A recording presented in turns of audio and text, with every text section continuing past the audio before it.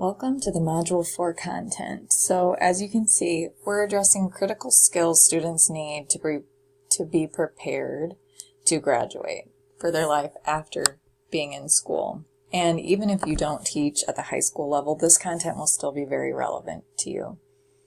So we're looking at the importance of study skills and how to apply functional skills in an academic context.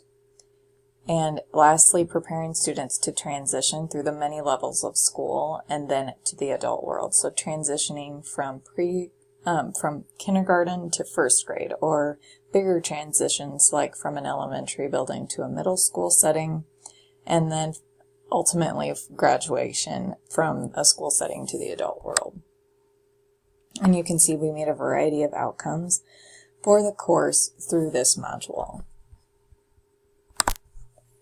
So the next page is your required readings, and a special note for this module is that you need to look at discussion board prompt 2 before reading your textbook, because you will be asked to employ a study skill for chapters 14 and 15. So you'll read chapter 12, but before reading chapter 14 and 15, you'll select one of the study skills in chapter 12 and apply it while you're reading.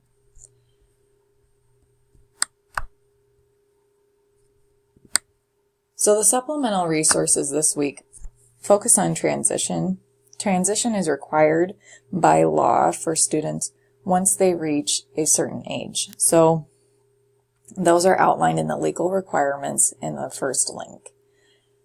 There's also a technical assistance center on transition. If you teach students who are of transition age, sorry, that was a mouthful there, this website will be helpful for you.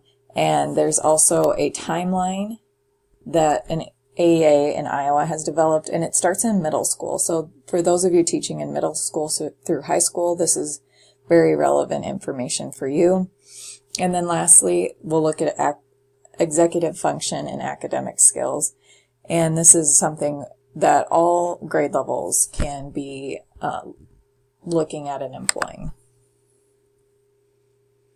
So the discussion board, it's a two-part discussion board. The first part, you will be completing a module provided by the IRIS Center at Vanderbilt, and it focuses on self-regulation and determination for 2 students, and it helps students to be more independent at school and more independent in their life outside of school.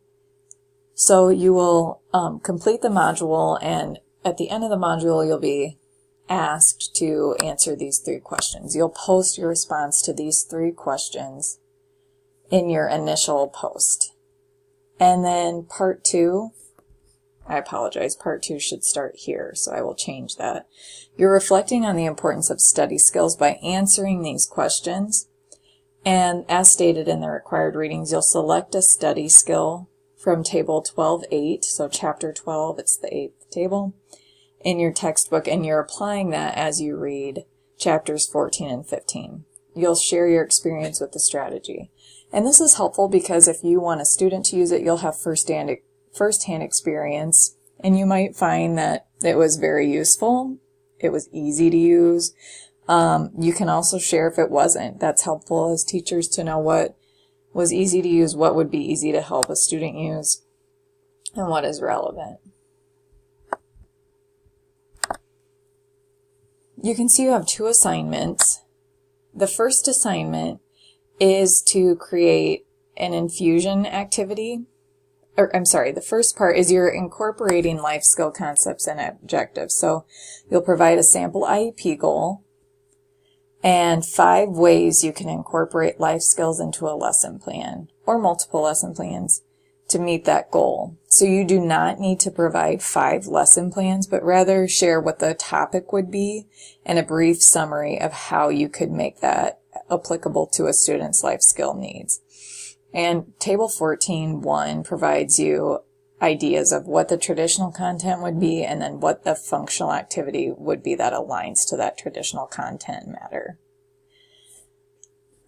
Then the second component of that this assignment is to develop infusion activities to accomplish the IEP goal. So in doing so, you'll be creating 1 lesson plan.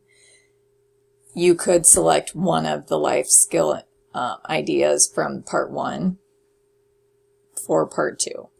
So, for example, if you're doing a lesson on subtracting decimals, you could incorporate how you could apply this to a grocery store setting for a student. And chapters 14 and 15 will be a great help in providing a frame of reference and ideas for what to do. Again, you can use this template provided, or you can use one that is more familiar with you. You just need more familiar to you, but you need to make sure that whatever template you use, you fulfill the requirements of the assignment.